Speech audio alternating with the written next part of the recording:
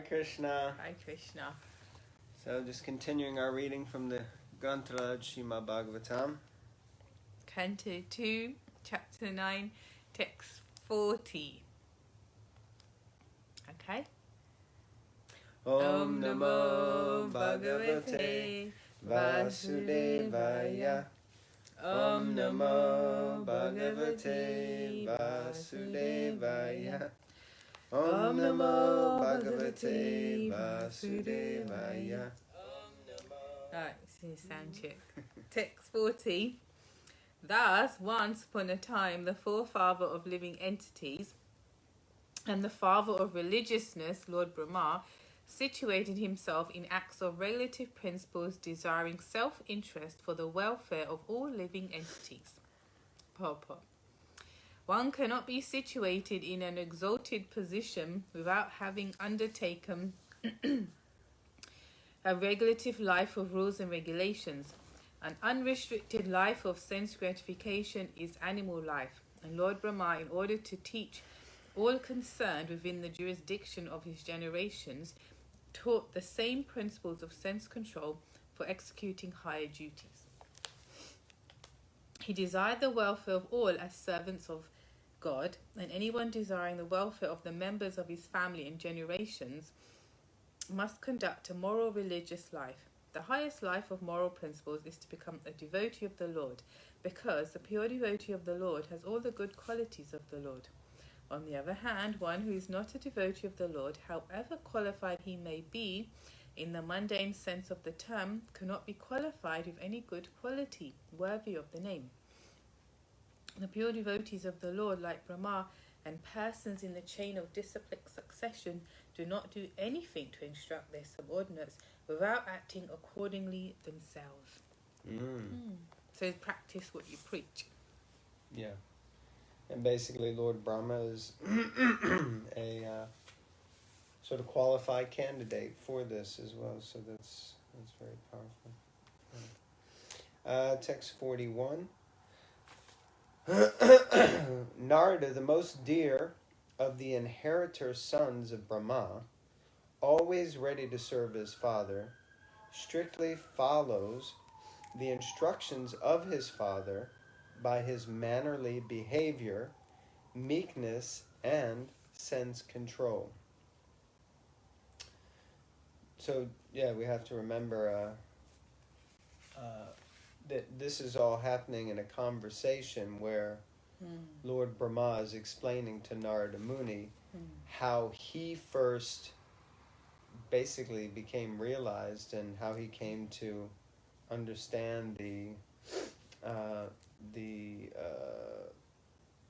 instruction of the Lord, and how he came to create the world, how he came to also realize that he wasn't the Supreme Lord, because Narada was making this inquiry from him. If you recall back, probably around chapter 5, I think the conversation started, when he was inquiring, are you the Supreme? Because I only know you as the Supreme, because when Narada appeared, it was just Brahma and him, and he's like, okay, so all I know is you as the Lord. But yeah, so like that. Text 42. Narada very much pleased his father and desired to know all about the energies of Vishnu, the master of all energies. For Narada was the greatest of all sages and the greatest of all devotees, O king. So now we hear, obviously, it's the story within a story. It's a conversation between Narada and Brahma, and simultaneously we know that Shukadeva Goswami is speaking to Parikshit Maharaj.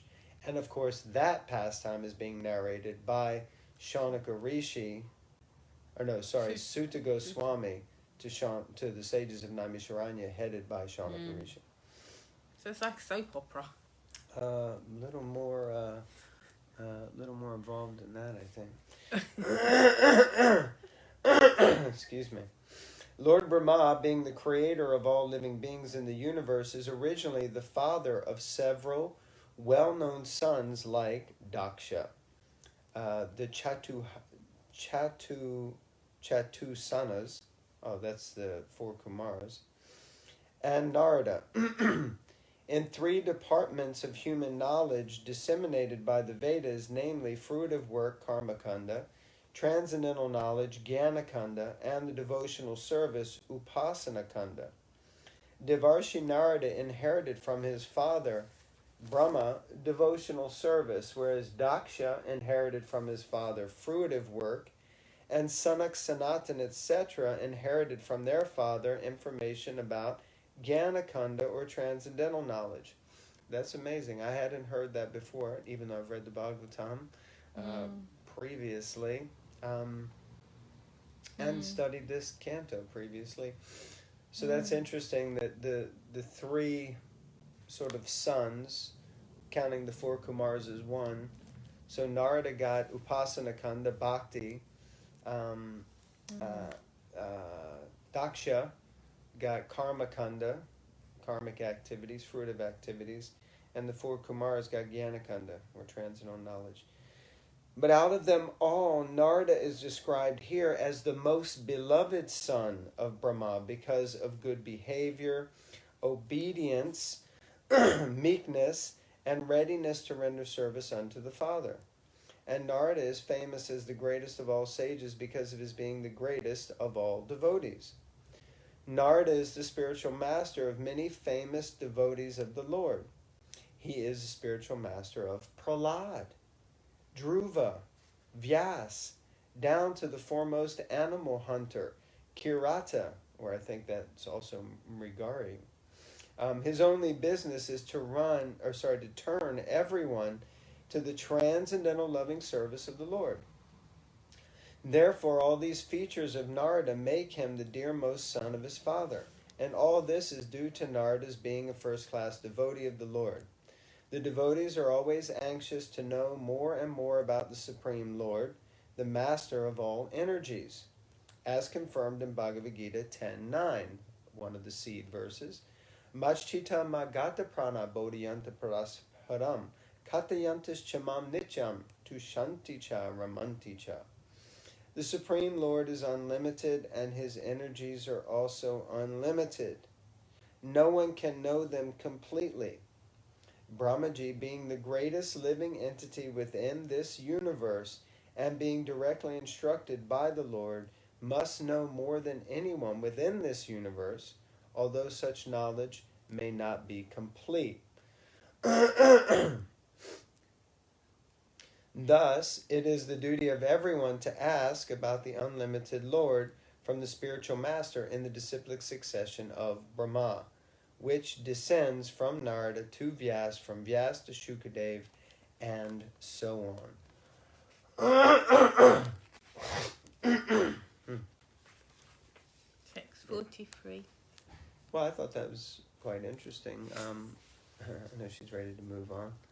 But quite interesting, Narada Muni he's the most dear devotee, and he's the most dear son of Lord Brahma. Yeah, he's a very exalted personality. Yeah. Very exalted personality.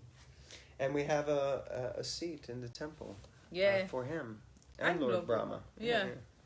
So, yes, we do. As instructed by Srila Prabhupada. It's pretty amazing. And how many times did Prabhupada see Narada Muni, Lord Brahma, like when he was giving talks at Conway Hall and other place? No? He said, didn't you see? It's far out, no? Imagine that. Nowhere else in ISKCON are there 2 seats on the altar. Where Prabhupada said they come for the arti, they come for the evening arti. He said, there you go. The Gora arti, Sanya arti at 7. Okay. Go on. Text 43. The great sage Narada also inquired in detail from his father Brahma, the great-grandfather of all the universe. After seeing him well satisfied. Purport. The process of understanding spiritual or transcendental knowledge from the realized person is not exactly like asking an ordinary question from the schoolmaster. The schoolmasters in the modern days are paid agents for giving some information. But the spiritual master is not a paid agent, nor can he impart instruction without being authorized. In the Bhagavad Gita 4.34, the process of understanding transcendental knowledge is directed as follows. Tad vidi pranipatena pariprasnena sevaya upadekshanti te gyanam gyaninas tapadashana. Arjuna was advised to receive transcendental knowledge from the realized person by surrender, questions, and service. Receiving transcendental knowledge is not like exchanging dollars. Such knowledge has to be received by service to the spiritual master. As Brahmaji received the knowledge directly from the Lord by satisfying him fully, similarly one has to receive the transcendental knowledge from the spiritual master by satisfying him. The spiritual master's satisfaction is the means of assimilating transcendental knowledge. One cannot understand transcendental knowledge simply by becoming a grammarian. The Vedas declare, Yasya devi parabhakte yata devi tata gurum tasya te kaitita he arta prakasante mahatmana. Only unto one who has unflinching devotion to the Lord and to the spiritual master does transcendental knowledge become automatically revealed. Such relationship between the disciple and the spiritual master is eternal. One who is now the disciple is the next spiritual master, and one cannot be a bona fide and authorized spiritual master unless one has been strictly obedient to his spiritual master. Brahmaji, as a disciple of the Supreme Lord, received the real knowledge and imparted it to his dear disciple Narada.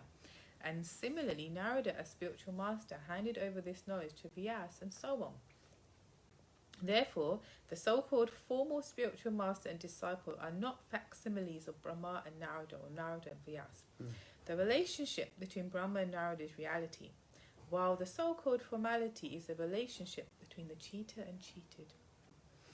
It is clearly mentioned here that Narada is not only well-behaved, meek and obedient, but also self-controlled. One who is not self-controlled specifically in sex life can become neither a disciple nor a spiritual master. One must have disciplinary training in controlling speaking, anger, the tongue, the mind, the belly, and the genitals. One who has controlled the particular senses mentioned above is called a Goswami. Without becoming a Goswami, one can become neither a disciple nor a spiritual master. The so-called spiritual master, without sense control, is certainly the cheater, and the disciple of such a so-called spiritual master is the cheated. Interesting. Yeah, this is a powerful statement. Prabhupada used to quote Srila Bhaktisiddhanta Saraswati Thakur all the time and about the principle of the cheaters and the cheated. So here we see if you just are out to be cheated. Of course, someone asked the question the other day, if you can you fault or consider at blame the disciples of a bogus guru? Is it their fault that they got cheated? So, in one sense, we have to say that, whatever happens to us is kind of ultimately destined for us and kind of our fault, right? Our karma. Ultimately, Krishna's in control, but yeah, so that's where this comes from, the cheaters and the cheated. And Prabhupada used to tell that story, right, of the unscrupulous women who would go to Radha Kund to find a sadhu, to give them a child, because they wanted to have a child from a sadhu so that they could have a sadhu's child, son or daughter. Huh? Really, they get a sadhu son. Yeah. So they would go there, but then there are unscrupulous men who would know that these unscrupulous women were going to look for a sadhu, so they would go to Radha Kund and pretend to be sadhus, dress up like sadhus, and then the women would come and they would accept, and then then basically the women would be cheated because the men are cheaters, but they were cheaters, and then they got cheated, and everybody basically the cheaters and the cheated. So one should not think of Brahmaji as a dead great-grandfather, as we have experience on this planet. He is the oldest great-grandfather, and he is still living, and Narada is also living. The age of the inhabitants of the Brahmaloka planet is mentioned in the Bhagavad Gita. The inhabitants of this small planet, Earth, can hardly calculate even the duration of one day of Brahma. I was having a long conversation with someone just the other day about this, and let's see if I can remember. Yeah, 4 million. God, I can never remember. 4,200,000 years. 4.2. No, his life is 311 trillion 40 billion years. That's his the life of Lord Brahma. But one day is 4.2 million, I think, something like that. 4.230 something. Okay. Text 44. Thereupon the supplementary Vedic literature Srimad Bhagavatam, which was described by the personality of Godhead and which contains 10 characteristics, was told with satisfaction by the father Brahma to his son Narada. Although the Srimad Bhagavatam was spoken in 4 verses, it had 10 characteristics, which will be explained in the next chapter. In the 4 verses, it is first said that the Lord existed before the creation, and thus the beginning of the Srimad Bhagavatam includes the Vedanta aphorism, Janmadi Yashya. Janmadi Yashya is the beginning, yet the 4 verses in which it is said that the Lord is the root of everything, that be, beginning from the creation up to the supreme abode of the Lord, naturally explain the 10 characteristics. One should not misunderstand by wrong interpretations that the Lord spoke only 4 verses, and therefore all the rest of the 17,994 verses are useless. Well, it would be a small book to read, wouldn't it? And to distribute. The 10 characteristics, as will be explained in the next chapter, require so many verses just to explain them properly. Brahmaji had also advised Narada previously that he should expand the idea he had heard from Brahmaji. Sri Chaitanya Mahaprabhu instructed this to Srila Rupa Goswami in a nutshell, but the disciple Rupa Goswami expanded this very elaborately, and the same subject matter was further explained by Jiva Goswami and even further by Sri Vishwanath Chakravarti Thakur. We are just trying to follow in the footsteps of all these authorities. So Srimad Bhagavatam is not like ordinary fiction or mundane literature. It is unlimited in strength, and however one may expand it according to one's own ability, Bhagavatam still cannot be finished by such expansion. Srimad Bhagavatam, being the sound representation of the Lord, is simultaneously explained in 4 verses and in 4 billion verses, all the same, inasmuch as the Lord is smaller than the atom and bigger than the unlimited sky. Such is the potency of Srimad Bhagavatam. Jai Srimad Bhagavatam Ki. What a wonderful explanation of Bhagavatam, a glorification of the Bhagavatam. So it's found in the nutshell, or it's found in unlimited 4 billion verses. And it's great how Prabhupada puts himself, describes himself in that line of disciplic succession. And what is he doing? He's giving the Bhagavatam. That's what he was doing when he was translating this. Of course, this is the 2nd canto, so this he translated after he came to America. But that's what he spent his time doing, expanding on and elaborating the Srimad Bhagavatam. Amazing. 945. In succession, O king, the great sage Narada instructed Srimad Bhagavatam unto the unlimitedly powerful Vyasadeva, who meditated in devotional service upon the Supreme Personality of Godhead, the Absolute Truth, on the bank of the river Saraswati. So if you remember, we already read this in the 1st canto, the conversation between Narada and Vyasadeva. In the 5th chapter of the 1st canto of Srimad Bhagavatam, Narada instructed the great sage Vyasadeva as follows: Ato Mahabhaga Bhagavan Amogadrik Suchi Shrava Satya Rato Drita Vrataha Urukramasya Kila Banda Muktaye Samadina Nusmada Tad Bichestitam. O greatly fortunate, pious philosopher, your name and fame are universal, and you are fixed in the absolute truth with spotless character and infallible vision.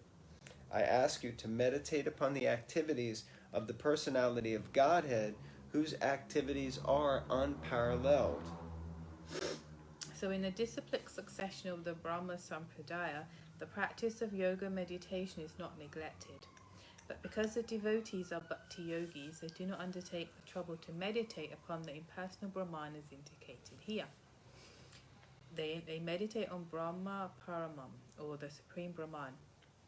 Brahman realization begins from the impersonal effulgence, but by further progress of such meditation, manifestation of the Supreme Soul, Paramatma realization takes place. And progressing further, realization of the Supreme Personality of Godhead is fixed. Sri Narada Muni, as the spiritual master of Vyasadeva, knew very well the position of Vyasadeva. And thus he certified the qualities of Srila Vyasadeva as fixed in the absolute truth with a great vow, etc. Narada advised meditation upon the transcendental activities of the Lord. The impersonal Brahman has no activities, but the personality of Godhead has many activities, and all such activities are transcendental, without any tinge of material quality. If the activities of the Supreme Brahman were material activities, then Narada would not have advised Vyasadeva to meditate upon them. And the Param Brahma is Lord Sri Krishna, as confirmed in the Bhagavad Gita. In the 10th chapter of the Bhagavad Gita, when Arjuna realized the factual position of Lord Krishna, he addressed Lord Krishna in the following words: Param Brahma Param Dhamma Pavitram Paramam Bhavan Purusham Shashvatam Divyam Adidevam Majam Vibhum Ahustvam Rishaya Sarve Devarshir Naradastata Asito Devalo Vyasaha Swayam Chaiva Brabhisi Me. Arjuna summarized the purpose of the Bhagavad Gita by his realization of Lord Sri Krishna and thus said, "My dear personality of Godhead, you are the supreme absolute truth, the original person in the eternal form of bliss and knowledge." And this is confirmed by Narada, Asita, Devala and Vyasadeva, and above all, your personal self has also confirmed it. When Vyasadeva fixed his mind in meditation, he did it in Bhakti Yoga trance and actually saw the Supreme Person with Maya, the illusory energy, in contraposition. As we have discussed before, the Lord's Maya or illusion is also a representation because Maya has no existence without the Lord. Darkness is not independent of light. Without light, no one can experience the contraposition of darkness. However, this Maya or illusion cannot overcome the Supreme Personality of Godhead, but stands apart from him, a pashrayam. Therefore, perfection of meditation is realization of the personality of Godhead along with his transcendental activities. Meditation on the impersonal Brahman is a troublesome business for the meditator, as confirmed in the Bhagavad Gita 12.5. Klesho adhikataras tesham avyakta sakta chetasam. Interesting take on Maya that was just explained. I found that quite interesting. Anything from your side? No, I agree, it's interesting. Well, that's good. Okay. So, maybe we'll finish there. No, we only got one more verse. Is it just It's in one a more? chapter. Oh, okay. Oh my goodness, I Jeepers. didn't realize. I thought it was so much more. Okay, so this is the concluding verse of this chapter. Okay, are you ready? Yeah. All right.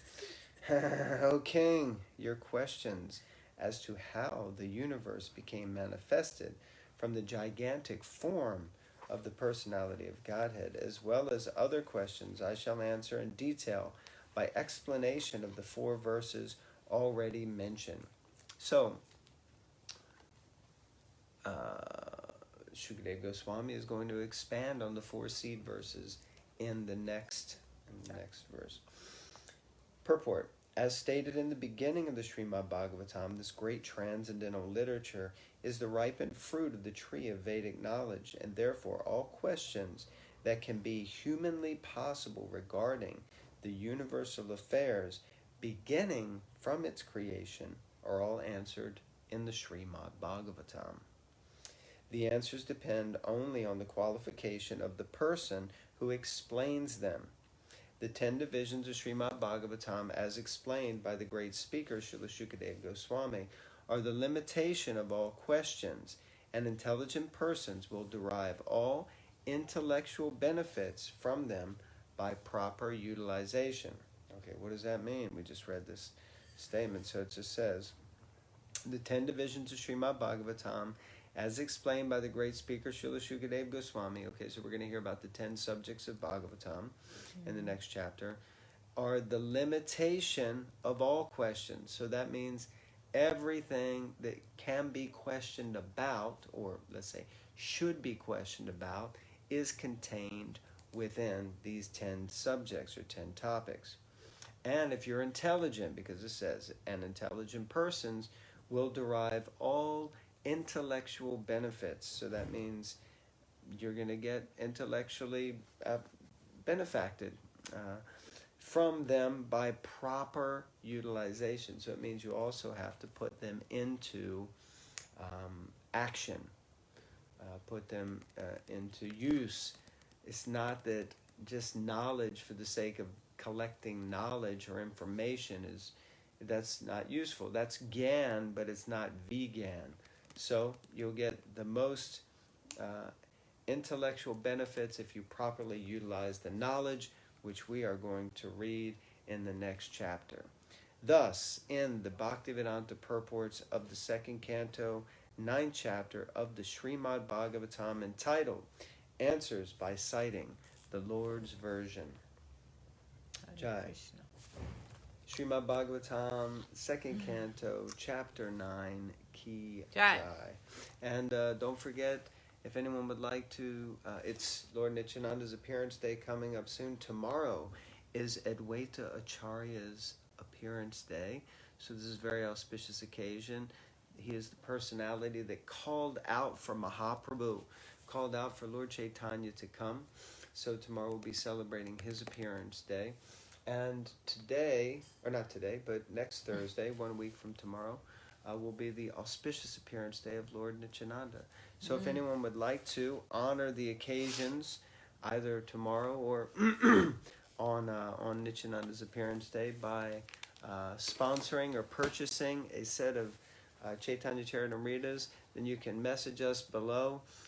We were going to put a donation button on there, but we're a little bit slow, so you can just get in touch. Hare Krishna. Hare Krishna.